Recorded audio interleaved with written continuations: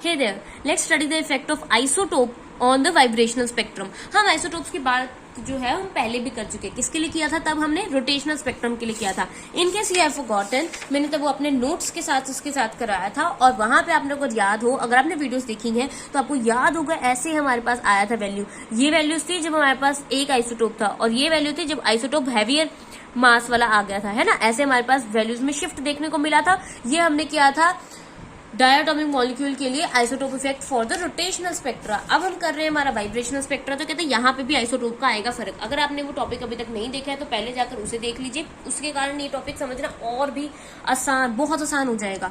ठीक है, सबसे पहले तो आइसोटोप क्या होता है। आइसोटोप, मैं ये बातें सब रिपीट कर रही हूँ क्योंकि आई डोंट नो आपने वो वीडियो अब तक देखी है नहीं, जस्ट सेइंग कि जाके पहले देख लो, अगर नहीं देखी है तो थोड़ा जल्दी करा देती हूँ मैं। हमारे पास क्या है यहाँ पे, हमारे पास कहते हैं यार देखो, हमारे पास ना ऐसे ऐसे मॉलिक्यूल होते हैं जिनका ना एक से ज्यादा भार होता है, अलग अलग वेट में हो सकते हैं। जैसे क्लोरीन 35 का भी हो सकता है, 37 का भी हो सकता है। वैसे ही हाइड्रोजन 1 मास का भी हो सकता है, 2 मास का भी हो सकता है। करेक्ट। तो कहता है अब आपने अलग अलग मास लिए ना, तो उसके कारण क्या होता है, स्पेक्ट्रम में फर्क आ जाता है। यह सिंपल सी बात है, सीधा सोचो। मैं कोई बॉडी शेमिंग वगैरह कुछ नहीं कर रही, बट सिंग, अगर यहाँ से लाइट आ रही है सामने से, ठीक है, अगर यहाँ सामने से लाइट आ रही है और आपने क्या किया है, आपने बीच में एक पतला सा बंदा खड़ा कर दिया है, तो क्या होगा, जब आपको लाइट दिख रही होगी या जो शेडो नीचे पड़ रही होगी उसमें एक पतले से ऐसे ब्रेक आएगी। वहीं अगर आपने एक मोटा बंदा खड़ा कर दिया तो वो थोड़ा सा ज्यादा जगह घेरेगा, जिस कारण ज्यादा शेडो आएगी नीचे, है ना। यही होता है। तो कहते हैं यहाँ पे भी वही होगा, जब आप भार बदलोगे तो थोड़ा स्पेक्ट्रम में भी तो चेंज आएगा ही आएगा ना, सिंपल सी बात है।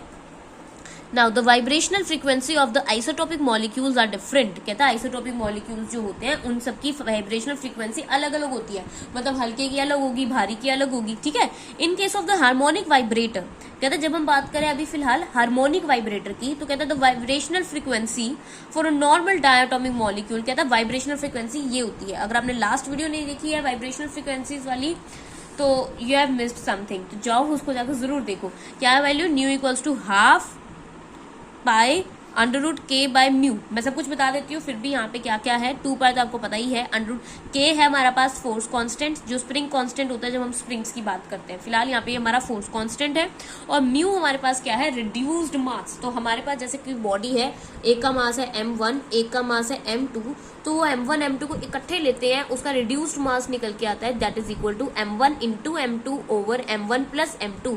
ये है म्यू की बात। और अगर आपने पहली वीडियोस देख रखे तो आपका यहाँ पे रिवीजन हो रही है। तो जब मैं यहाँ पे वैल्यू बोल रही थी ना म्यू की ये आ रही है, तो आई एम जस्ट अज्यूमिंग कि आप भी अपने माइंड में आपकी ये वैल्यूज आ रही होंगी, तो इसका मतलब आपको वो चीजें याद हो रही हैं, ठीक है। तो कहते हैं ये फ्रीक्वेंसी की हमारी वैल्यू होती है। कहता वेयर द फोर्स कांस्टेंट के is determined by the electronic motion only. कहता के का लेना देना सिर्फ इलेक्ट्रॉनिक मोशन पे है।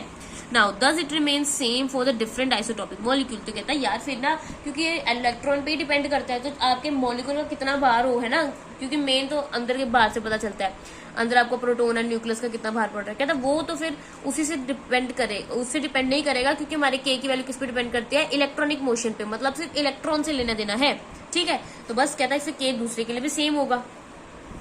पहले की frequency 1/2 pi under root k by mu, अगले की nu dash frequency 1/2 pi under root k by mu dash. कहता है इतना सा फर्क आ जाएगा ना। यहाँ पे अगर आपके पास म्यू है तो यहाँ आपके पास क्या आ जाएगी, म्यू डैश। कहते हैं यहाँ पे म्यू और न्यू सुनाई देता है ना, अलग अलग बोलती हूँ। न्यू क्या हमारे पास यहाँ पे वाइब्रेशनल फ्रीक्वेंसी है, म्यू डैश आपके पास क्या है, रिड्यूस्ड मास है आपके आइसोटोपिक मॉलिक्यूल का, मतलब सेकंड मॉलिक्यूल का एक हिसाब से। अब हम इन दोनों को डिवाइड करेंगे तो क्या आएगा, देखो ध्यान से, न्यू ओवर न्यू डैश। तो हम अगर मैं इसको लिख के दिखाती हूँ कैसे कैसे किया हुआ है। सबसे पहले न्यू की value 1/2 pi under root of k by mu, अगली वैल्यू न्यू डैश की value 1/2 pi under root of k over nu dash. अगर मैं न्यू डैश को ऊपर लिखूं तो आ जाएगा 1/2 पाई अंडर रूट के अलग लिख देती हूँ, अंडर रूट म्यू डैश अलग लिख देती हूँ।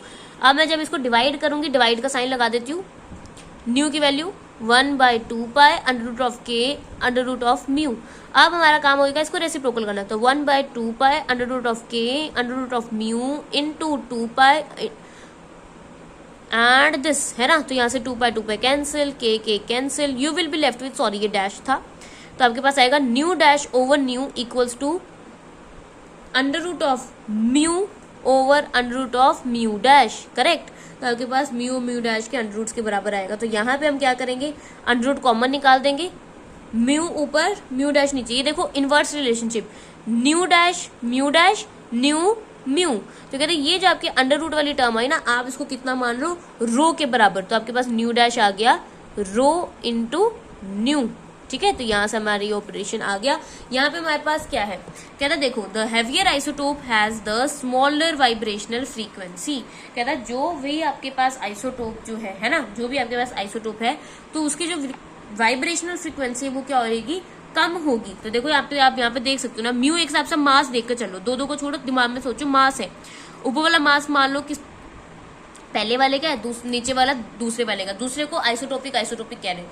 अगर ऊपर वाले का मास है 1, नीचे वाले का मास है 5, ठीक है। तो मतलब हैवियर वाले का फिर आप देख सकते हो न्यू डैश की वैल्यू कितनी हो जाएगी, कम हो जाएगी। क्यों? क्योंकि डिनोमिनेटर आपका बड़ा। तो आप इसको ऐसे भी देख सकते हो, nu dash over nu equals to this, है ना।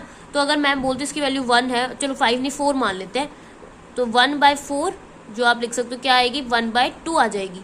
तो इसके कारण आपके पास न्यू डैश क्या आ गया, हाफ ऑफ न्यू।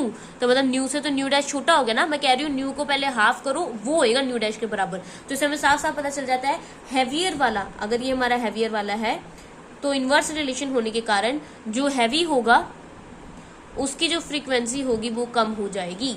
और वैसे भी फ्रीक्वेंसी को मैंने कितनी बार बोला हुआ है, आप एक हिसाब से स्पीड के टर्म में लिया करो। नंबर ऑफ एक हिसाब से होता है number of waves per unit area per unit time कितनी निकल रही है ना। तो एक हिसाब से नंबर ऑफ वेव्स तो ज्यादा स्पीड होगी तो ज्यादा फ्रीक्वेंसी, तो आप ये मान के चल सकते हो जो हैवी होगा उसकी स्पीड कम, धीरे धीरे जाएगा बेचारा, और इसके कारण फ्रीक्वेंसी कम हो जाएगी। तो कहता है as the result the constant rho is less than 1। कहता है रो लेस देन 1 क्यों आएगा, क्योंकि हम मान के चल रहे हैं न्यू डैश जो है एक भारी है। तो मान लो ऊपर वाले का मास 2 है, नीचे वाले का 3 है, ठीक है। तो 2/3 एक से छोटा नंबर, तो उसका अंडर रूट लोगे वो भी एक से छोटा नंबर।